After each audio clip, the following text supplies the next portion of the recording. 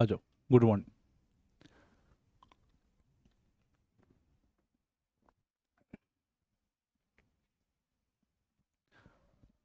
Good morning. ठीक है। आप सब ऑडियो वीडियो क्लियर नहीं होगा। ठीक है। आ जाओ। देखें कि सेल के बारे में हम पढ़ रहे थे। इससे दो दो तीन लेक्चर भी पहले पढ़ चुके हैं हम कि सेल क्या होता है। सेल सेल में क्या क्या हो सकता है, इसके बारे में हम सेल में के बारे में आज हम पढ़ेंगे। लाइसोसोम, वैक्यूल्स और माइटोकॉन्ड्रिया के बारे में क्या पढ़ेंगे। लाइसोसोम, वैक्यूल्स और माइटोकॉन्ड्रिया के बारे में ये क्या होता है। अब आज आते हैं, स्टार्ट करते हैं लाइसोसोम। ठीक है। लाइसोसोम का मतलब होता है कोई भी चीज का क्या होता है, तोड़ना। क्या होता है, तोड़ना होता है। जिसको हाइड्रोलाइसिस, H प्लस आयन को क्या करते हैं हम, तोड़ते हैं। ठीक है। H प्लस आयन को क्या करते हैं, तोड़ते हैं। है। ठीक है। आप देखो का क्या बोलता है, सिंगल मेम्ब्रेन बॉन्ड स्ट्रक्चर होता है। क्या होता है, सिंगल मेम्ब्रेन बॉन्ड स्ट्रक्चर होता है। ठीक है। ये क्या करता है, डाइजेस्टिव इंजाइम को क्या करता है, हाइड्रोलाइटिक करवाता है, तोड़ता है। ठीक है। ये क्या करता है, collective called by acidic hydrolyse. ये कलेक्टिवली क्या करता है, एसिडिक हाइड्रोलाइज करवाता है। ये जो ऑप्टिमम टेम्परेचर क्या होता है, एसिडिक क्या होता है, पीएच हो जाता है, पीएच 5 हो जाता है। क्या होता है, पीएच 5 हो जाता है। अब देखो ना क्या है, बाहर क्या है, पीएच 7.5 7.2 है। ठीक है। लेकिन अंदर क्या है, पीएच 7.5 करना है। तो आगे एक बाहर क्या करना पड़ेगा, ज्यादा एटीपी चाहिए। तो ये क्या है, एच एटीपी दिया। ये एडीपी और इनऑर्गेनिक फास्फेट में निकल गया बाहर। आप क्या किया, H प्लस पंप क्या किया, H प्लस पंप क्या किया, H प्लस अंदर था। तो ये क्या होगा, हाईली एसिडिक हो जाएगा। हाईली एसिडिक हो तो ये कम एसिडिक था, तो ये ज्यादा एसिडिक हो जाएगा। इसी को क्या बोलते हैं, एसिडिक हाइड्रोलेज, हाइड्रोलाइसिस। ठीक है। क्या बोलते हैं, हाइड्रोलाइसिस बोलते हैं। अब देखो, इसी हाइड्रोलाइसिस को क्या बोलते हैं, हाइड्रोलाइसिस को बोलते हैं न्यूक्लिएज, प्रोटीएज, ग्लाइकोसाइड, लिपेज, फास्फोटेज, सल्फेज और फास्फोलिपेज। ठीक है। अब देखो क्या होता है, ये क्या है, साइटोसोल। बाहर पार्ट क्या है, साइटोसोल। ये लाइसोसोम।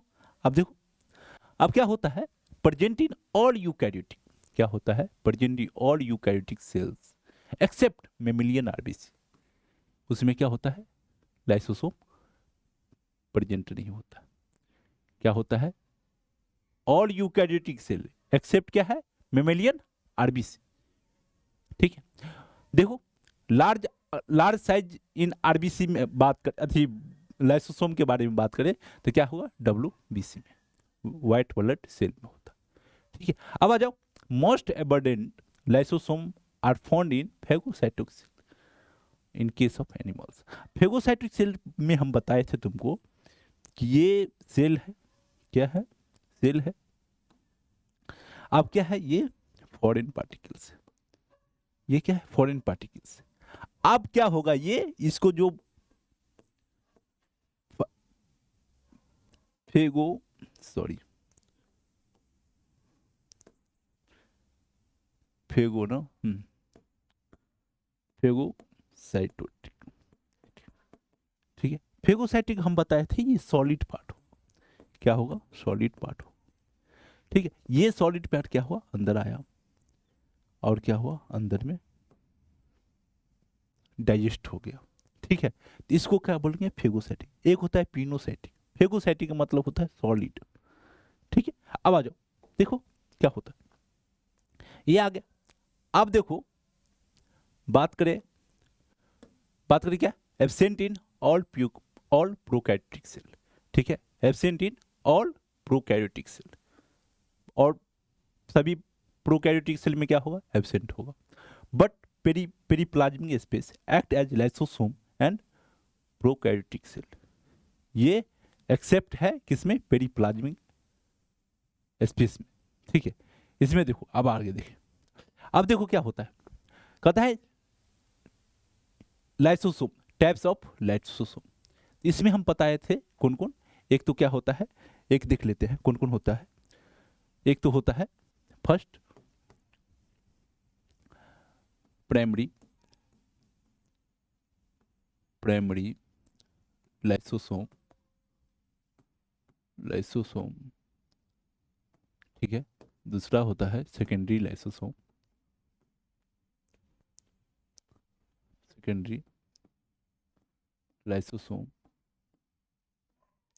ठीक है। थर्ड होता है टर्सरी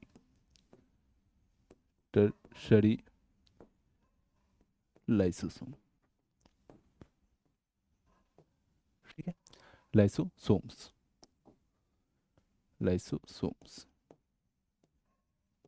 ठीक है। चौथा होता है एक्जोसाइटोसिस,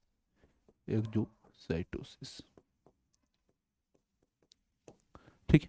एक्जोसाइटोसिस, अब देखो ये तीन होते हैं, कौन होते हैं, प्राइमरी लाइसोसोम, सेकेंडरी लाइसोसोम और टर्सरी और एक्जोसाइटोसिस, इसमें ये पार्ट आते हैं। अब देखो क्या होता है, थोड़ा सा देख लेते हैं। अब क्या होता है देखो यहाँ highly polymorphic cell organism, highly polymorphic cell organism.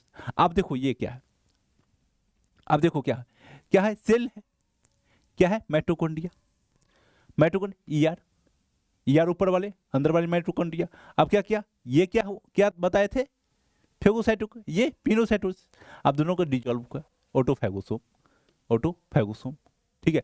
ये डाइजेस्ट किसका किया, पुराने और नए दोनों मिलके, ठीक है। अब जो एक्सक्रीटिव मटेरियल आएगा, इसी को टर्सरी को बोलते हैं रेसिडुअल।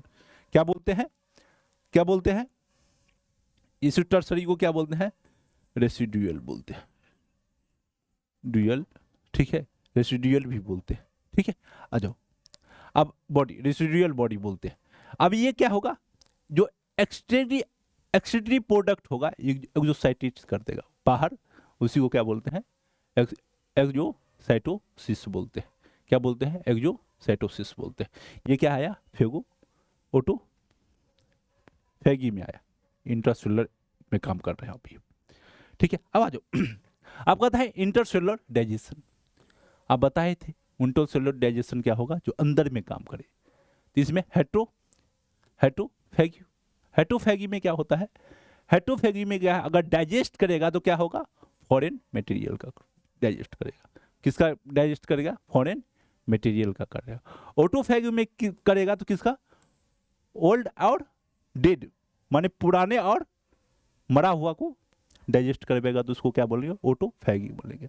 आप यहाँ से थोड़ा सा ध्यान रखो, हेटरोफैगी कोई बोलेगा कि क्या होता है, तो क्या बोलेंगे, फॉरेन पार्टिकल्स आएगा। अगर कोई आदमी आया, उसको मार के खा गया, पी गया, तो इसको क्या बोलेंगे, हेटरोफैगी बोलेंगे। ऑटोफैगी किसको बोलेंगे, जो पुराने और मरे हुए को क्या करे, डाइजेस्ट करे, ठीक है। आया समझ में, अब आ जाओ, ठीक है। अब आ जाओ, इसके बाद देखते हैं, देखो ऑटोलाइसिस जो सेलुलर डाइजेशन होता है। आप क्या कहता है, सेलुलर डाइजेशन। अब देखो ये पार्टिकल्स आया, ठीक है, ये पार्टिकल्स आया, दूसरा पार्टिकल्स क्या है, ये पार्टिकल्स है, ठीक है। तीसरा क्या है, इसमें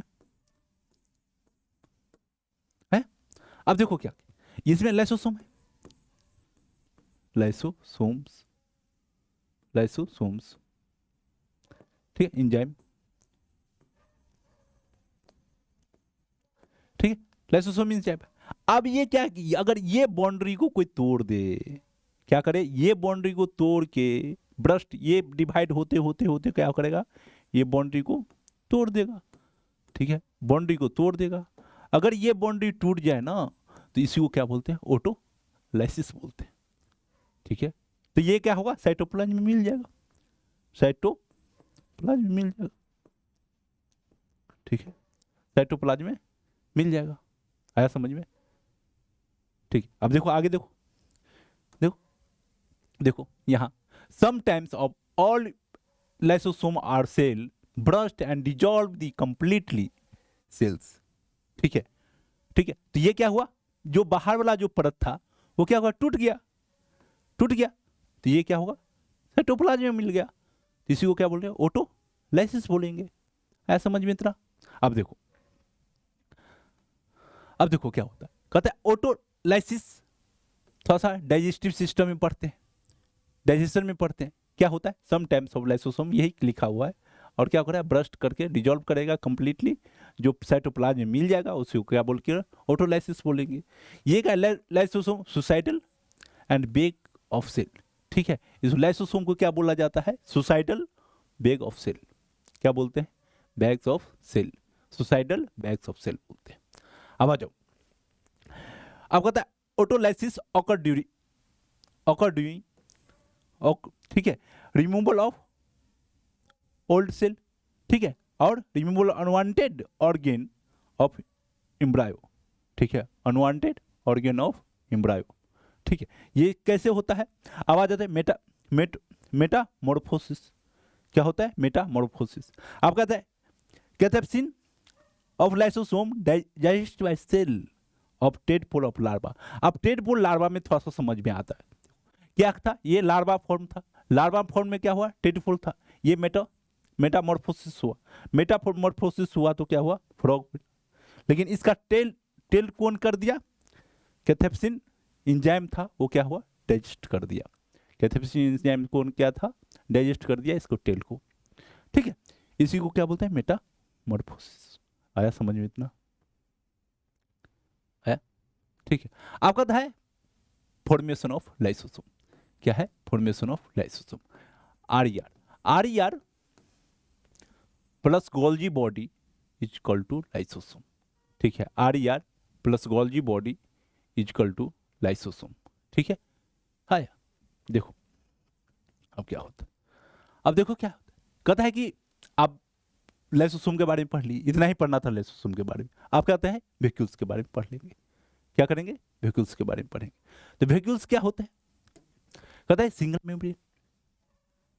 लाइसोसोम भी क्या था, सिंगल मेम्ब्रेन था। याद रखना कौन कौन सिंगल मेम्ब्रेन होते हैं, lysosome single membrane, vacuole single membrane. अब आगे पढ़ेंगे माइटोकॉन्ड्रिया क्या होगा, डबल मेम्ब्रेन में पढ़ेंगे, आगे पढ़ेंगे। ठीक है, ये क्या होता है, bond space found in cytoplasm of plant cell.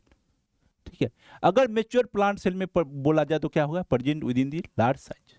ठीक है, many occupied by 90% volume of the cell. ठीक है, ठीक है, ये क्या होगा, इन मेस्मेटिक सेल क्या होगा, एब्सेंट और present in the size of very small. अगर एब्सेंट होगा, ठीक है, या एब्सेंट होगा या अगर प्रेजेंट होगा तो बहुत छोटा सा अमाउंट में क्या होगा, प्रेजेंट होगा। क्या होगा, बहुत छोटा सा अमाउंट में क्या होगा, प्रेजेंट होगा। आया समझ में? ठीक है, एनिमल्स में देख लेते हैं, ये तो प्लांट की बात था। अब कहता है एब्सेंट, इसमें तो क्या होगा, एब्सेंट होगा, अगर प्रेजेंट भी होगा तो क्या होगा, वेरी स्मॉल साइज में होगा। ये क्या है, वैक्यूल्स। देखो ये क्या है, वैक्यूल्स। ठीक है, ये साइटोप्लाज्म, वैक्यूल्स में बताइए कि क्या क्या होता है उसके अंदर में। ठीक है, अब देखो, अब देखो, अब देखो, वाटर बोलते ज्यादा क्या होगा, वाटर होगा, जो एक्सक्रीटरी प्रोडक्ट होगा, product will the not use for the cell. ये क्या है, टोनोप्लास्ट। ठीक है, सेल शेप, इसको क्या बोलेंगे, टोनोप्लास्ट बोलेंगे। इसको क्या बोलेंगे, सेल शेप बोलेंगे। ठीक है, ये साइटोप्लाज्म होता है। अब देखो, अब देखो, ये देखो, अब ये क्या, product which the not use for the cell. ठीक है, इसमें पिगमेंट होता है, कौन कौन होता है, वाटर सोल्यूबल। ठीक है, एंथ्रोसाइनिन, एंथ्रोक्लोरीन। ठीक है, एंथ्रोक्लोरीन में येलो, बीटा सैनिन जो रेड दिलवाता है, कौन कलर दिलवाता है, रेड कलर दिलवाता है। ठीक है, एंथ्रोसाइनिन क्या होता है, इसमें कौन कौन आता है, ब्लू,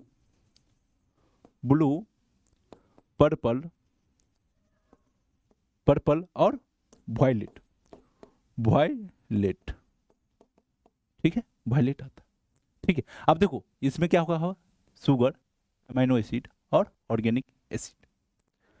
ये इतना समान है, इसीलिए तो क्या होगा, आयनिक होगा।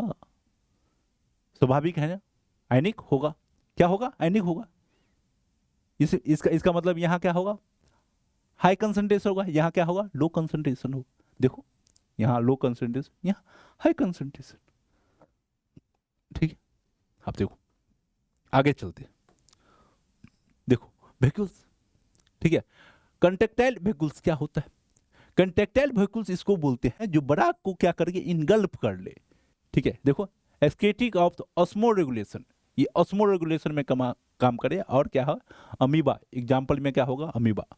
ठीक है, फूड वेहिकल्स क्या होगा?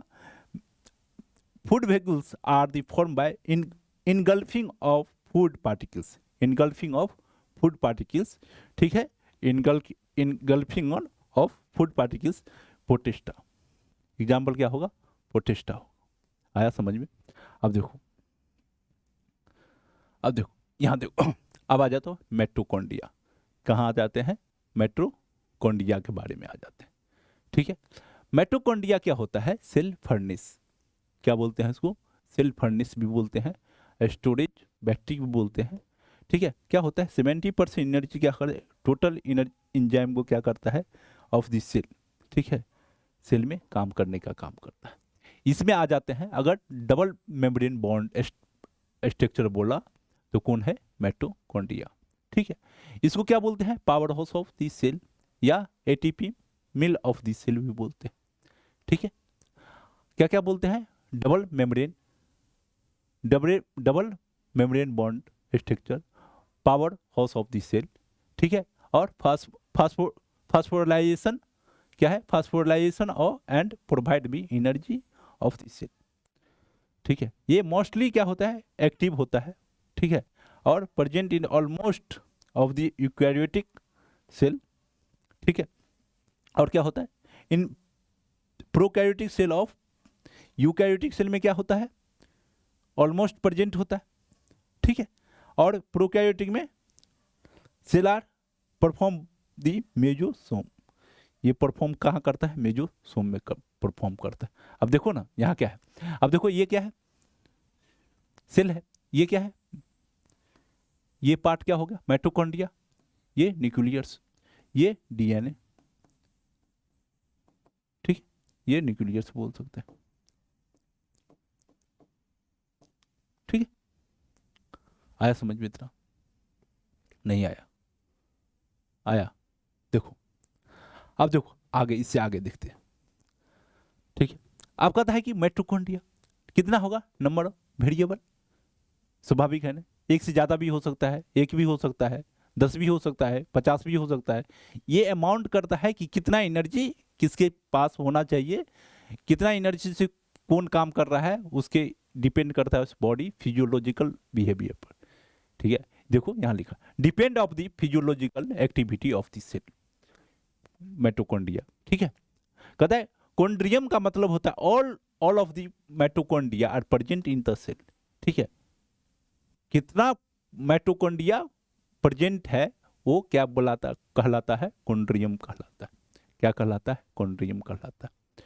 ठीक है, अब कहता है usually plant cell have fewer mitochondria as be compared to animal cells. ठीक है, ये एनिमल सेल्स में होता है। हाईली एनिमल सेल्स क्या होगा?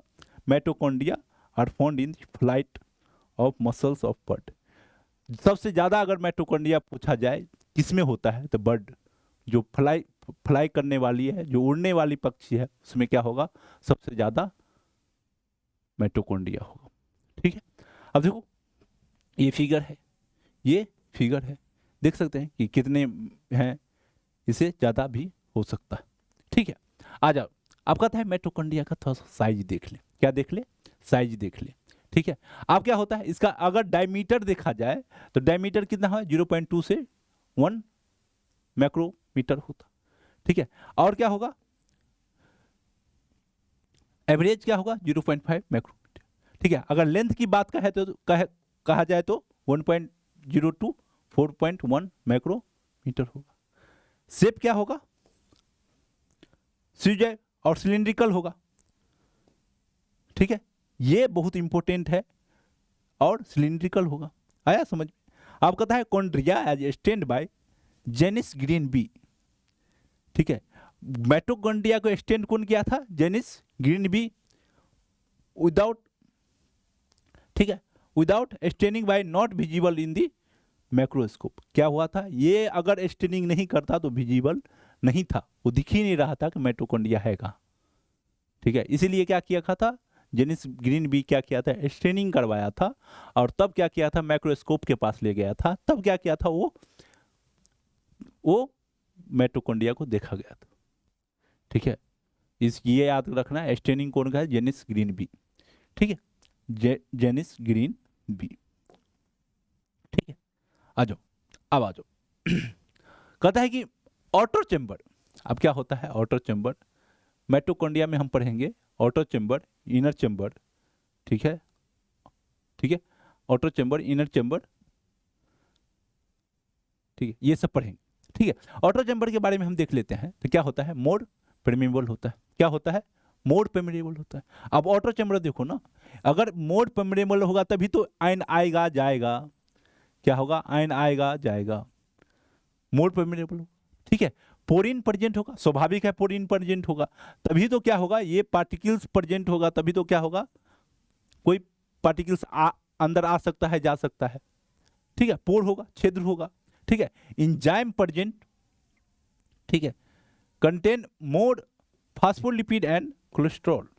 क्या होगा, कंटेन क्या होगा, फास्फोलिपिड एंड कोलेस्ट्रॉल। ठीक है, एग्जाम्पल में देखो, मोनोएमाइन और ऑक्सीडेज। ये इंजाइम कौन काम करता है, मोनोएमाइन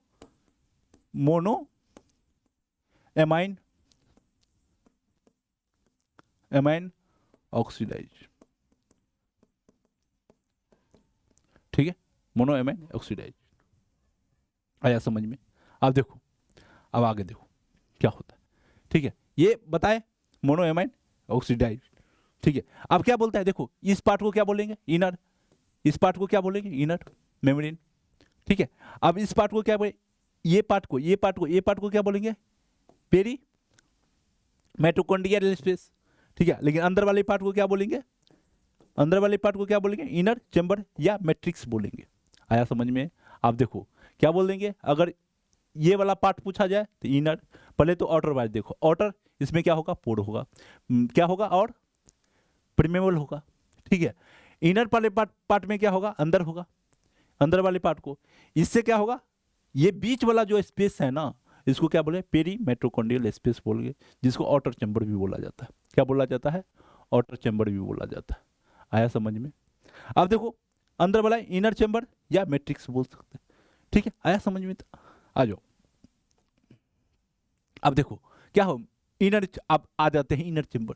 इनर चैम्बर कहाँ है, यहाँ, ये इनर चैम्बर। अब इनर चैम्बर के बारे में क्या होता है, लेस परमेबल। अगर लेस पर, ये तो ज्यादा परमेबल है भाई, तब तो स्वाभाविक है इसके अपेक्षा तो ये कम होगा ना। परमेबल तो है, लेकिन क्या होगा, इसके इसके अकॉर्डिंग क्या होगा, ये कम होगा। ठीक है, तो लेस परमेबल। ये कहता है कार्डियोलिपिन प्रेजेंट होता है, इसमें क्या होगा, कार्डियोलिपिन प्रेजेंट होता है, और इंजाइम प्रेजेंट ईटीएस। और इंजाइम क्या कहता है, ईटीएस में प्रेजेंट रहता है। ईटीएस जब ये फोटोसिंथेसिस पढ़ेंगे ना, वहां पढ़ाएंगे ईटीएस का मतलब क्या होता है। ठीक है, आप कहता है inner membrane fold by toward matrix called cristae. ठीक है, अब देखो इस पार्ट को क्या बोलेंगे, इसको क्या बोलेंगे, क्रिस्टिया बोलते हैं। आया, इसको क्या बोलेंगे, ऑक्सीसोम।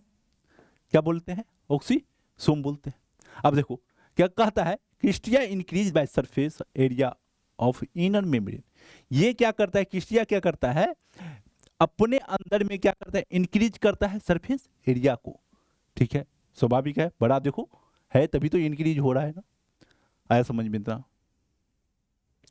ओके, चले। अब देखो, आप कहता है pin head by particles present by inner membrane are called oxysome. ये पिन लाइक, देखो पिन लाइक, इसको क्या बोलेंगे, ऑक्सीसोम बोलेंगे। ठीक है, ऑक्सीसोम बोलेंगे। क्या है ये सब, क्या है, ऑक्सीसोम है। ठीक है, आया समझ में। ये पिन लाइक को क्या बोलेंगे, ये अगर सिलिंड्रिकल लाइक स्ट्रक्चर हो तो क्रिस्टिया बोलेंगे। आया समझ में इतना, है ना। अब देखो आगे देख, अब देखो कहता है इनर मेम्ब्रेन ऑक्सीसोम और एलिमेंट्री पार्टिकल्स, जिसको F0 F1 पार्टिकल्स बोलते हैं, क्या बोलते हैं? ऑक्सीसोम को क्या बोलते हैं? देखो ऑक्सीसोम को 3-4 नाम हो गया कि एक तो होता है ऑक्सीसोम, एक एलिमेंट्री पार्टिकल्स, और क्या होता है F0 F1 पार्टिकल्स और एटीपी सिंथेसाइज। इतना नाम हो गया किसका? ऑक्सीसोम का हो गया। ठीक है, ऑक्सीसोम का हो गया। अगर कंफ्यूज तो नहीं करोगे ना, अगर ऑक्सीसोम पूछ दे, एलिमेंट्री पार्टिकल्स पूछते, F0 F1 पार्टिकल्स पूछते, एटीपी सिंथेसाइज पूछते, सब बता सकते हो आराम से, कोई दिक्कत नहीं है। अब देखो, अब इनर मेम्ब्रेन है, ये क्या हुआ? इनर मेम्ब्रेन, तो ऊपर क्या हो? आउटर मेम्ब्रेन हो जाएगा। अब देखो ये बेसल पार्टिकल्स, जिसको F0 बोलते हैं, इंटेंसिक प्रोटीन होता है। ये क्या होता है? इंटेंसिक प्रोटीन होता है। इसमें क्या हुआ? एटीपी, इनऑर्गेनिक फास्फेट, ये प्रोसेस है ऑक्सीडेटिव फास्फोराइलेशन। ये F1 क्या होगा? बाहर होगा, एक्सटेंसिव प्रोटीन होता है ना, ठीक है, एक्सटेंसिव प्रोटीन होता है।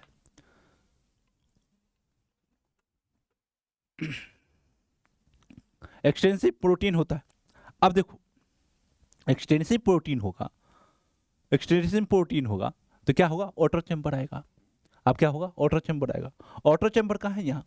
अब देखो क्या होता है? Peri mitochondrial space, inner membrane space भी बोलेंगे, ठीक है, स्पेस बिटवीन बोथ मेम्ब्रेन, स्वाभाविक है ना। आउटर चैम्बर कहाँ गया? आउटर चैम्बर देखो आया, जिसको PMS भी बोल सकते हैं, आया, पेरी माइटोकॉन्ड्रियल स्पेस। अब देखो ना यहाँ, इसको कोई दिक्कत? ठीक है, अब देखो कहता है इनर चैम्बर। अब इनर चैम्बर के बारे में पढ़ लेते हैं थोड़ा सा। क्या है? Space inside the inner membrane, it also called by matrix. इसको क्या बोलते हैं? मैट्रिक्स बोलते हैं, ठीक है, जो एक्वस चैम्बर होता है। क्या होता है? एक्वस चैम्बर होता है। इनर चैम्बर में देखो, इनर चैम्बर ये एक्वस चैम्बर होगा ना, इसमें तो पूरा पार्टिकल्स ही भरा है। क्या है? लिक्विड ही पार्ट है ना। मैट्रिक्स, ये देखो ना, मैट्रिक्स लिखा हुआ है, ठीक है। एंजाइम लिंक रिएक्शन होता है। इसमें कौन सा रिएक्शन होता है? लिंक रिएक्शन होता है, ठीक है। ये इसको क्या बोलते हैं? 70S, राइबोसोम 70S, ठीक है। ये DNA हो गया, ठीक है, ये न्यूक्लियस वगैरह, ठीक है। अब आ जाओ, अब कहता है maximum energy enzyme for Krebs cycle, ठीक है। इसको कहते हैं सक्सीडेट डिहाइड्रोजिनेज, ठीक है, present in the inner mitochondria, sorry inner membrane, ठीक है। इनर मेम्ब्रेन में क्या होता है? एक्सेप्ट सक्सीनेट डिहाइड्रोजिनेज छोड़ के और आर प्रेजेंट होता है, ठीक है। आप DNA में देखते हैं single molecules, not single stand. क्या तो सिंगल तो है, लेकिन क्या है? सिंगल स्टैंड नहीं है, ठीक है। ये डबल स्टैंड होता है। क्या होता है? डबल स्टैंड होता है। सिंगल मॉलिक्यूल्स तो लिखा गया है, लेकिन स्टैंड क्या होता है? सिंगल नहीं होता है, ठीक है, सिंगल नहीं होता है। ये क्या होता है? डबल स्टैंड होता है। सर्कुलर, जी सीरीज, ठीक है, हाई टेम्परेचर, नेकेड, ठीक है, ये सब कर सकते हैं, ठीक है। ये क्या होता है? ये क्या होता है? सक्सिनेट डिहाइड्रोजिनेज क्या होता है? ये मार्कर एंजाइम भी कहलाता है। क्या होता है? माइटोकॉन्ड्रिया का मार्कर एंजाइम कहलाता है। किसका कहलाता है? माइटोकॉन्ड्रिया का मार्कर एंजाइम कहलाता है, ठीक है। आया समझ में? इतना आ गया? आया समझ में? अब देखो, अब इसके बाद देखते हैं क्या होता है। अब कहता है फंक्शन के बारे में, माइटोकॉन्ड्रिया के फंक्शन के बारे में पढ़ लेते। तो फंक्शन क्या है? Formation of ATP, site of aerobic respiration, maximum types of enzyme, इसमें मैक्सिमम टाइप्स ऑफ एंजाइम पाया जाता है। अब देखो involving by photo respiration, chloroplast, peroxisome. Second क्या है? Beta oxidation of fatty acid animals, ठीक है, beta oxidation of fatty acid, ठीक है। ये इनर कंपार्टमेंट, जिसको मैट्रिक्स बोलते हैं, राइबोसोम, ये बता ही दिए, ठीक है। अब देखो इसके बाद होता है बायोजेनेसिस। क्या होता है? बायोजेनेसिस होता है। बायोजेनेसिस में क्या होता है, एक माइटोकॉन्ड्रिया है, ठीक है, ये बैंड डिफ्यूजन हुआ, क्या हुआ, बैंड डिफ्यूजन करवाए, तो ये एक माइटोकॉन्ड्रिया से क्या हुआ, 2 माइटोकॉन्ड्रिया बना। अब फिर ये क्या करेगा, ये करेगा, फिर ये क्या करेगा, 2 बनाएगा, ये फिर क्या करेगा, एक ये करेगा, ये भी क्या करेगा, 2 बनाएगा, तो ये बैंड डिफ्यूजन होता है। इसमें क्या होता है, बैंड डिफ्यूजन होता है, ठीक है। New mitochondria arise from the dissolve band diffusion A mitosis, ये माइटोसिस होता है जिसको बैंड डिफ्यूजन या ए माइटोसिस भी बोल सकते हैं, ठीक है। प्री एग्जिस्टेंस ऑफ माइटोकॉन्ड्रिया, वो पहले से एग्जिस्ट होते हैं, पहले से, स्वाभाविक है, पहले से एग्जिस्ट होते हैं। अब आ जाता है ओरिजिन, माइटोकॉन्ड्रिया का ओरिजिन क्या होता है। क्या कहता है, अगर प्रोकैरियोटिक में देखा जाए और माइटोकॉन्ड्रिया में देखा जाए तो क्या होता है, डीएनए क्या होगा इसका, डबल स्टैंडर्ड, ठीक है, सर्कुलर, जी सीरीज, नेकेड, ठीक है। माइटोकॉन्ड्रिया में देखा है डबल स्टैंडर्ड होगा, ठीक है, सर्कुलर, जी सीरीज, ठीक है, और नेकेड होगा। लेकिन राइबोसोम के बारे में अगर बात किया जाए तो 70S प्रोकैरियोटिक में होता है, लेकिन माइटोकॉन्ड्रिया में क्या होगा, 70S ही होगा, ठीक है। दोनों में सेम सेम होगा, 70S और 70S, प्रोकैरियोटिक और माइटोकॉन्ड्रिया में। डिवीजन क्या होगा इसमें, बैंड डिफ्यूजन होगा, इसमें भी क्या होगा, बैंड डिफ्यूजन होगा। ये जिसको क्या बोलते हैं, इंडो सिम्बायोटिक ओरिजिन, क्या बोलते हैं, सिम्बायोटिक ओरिजिन बोलते हैं, इंडो सिम्बायोटिक ओरिजिन। अब देखो पर्पल सल्फर बैक्टीरिया में देखे तो प्रोकैरियोटिक सेल था, अब देखे क्या था, प्रोकैरियोटिक सेल था, ये आया अंदर घुसा, बैक्टीरिया घुसा, अब क्या हुआ, आया अंदर, ठीक है, ये माइटोकॉन्ड्रिया, यूकैरियोटिक सेल, ठीक है, डिजोल्व हुआ, बाहर निकल। अब देखो इसके बाद देखते हैं माइटोकॉन्ड्रिया आ गया, जिसको also called by cell within cell बोलते हैं, क्या बोलते हैं, सेल विदिन सेल भी बोलते हैं, किसको बोलते हैं, माइटोकॉन्ड्रिया को बोलते हैं, ठीक है। आओ, ठीक है, आप प्लास्टिड, आप क्या करेंगे, प्लास्टिड पढ़ेंगे, तो अगले लेक्चर में पढ़ेंगे प्लास्टिड, ठीक है। इसके बाद हम देखते हैं ये थैंक्स, ठीक है, अगले लेक्चर में प्लास्टिड पढ़ेंगे, प्लास्टिड के अलावा आगे देखेंगे कि प्लास्टिड में क्या क्या होते हैं, नहीं होते हैं, ठीक है। ये मेरा लेक्चर हुआ और थैंक्स, थैंक यू,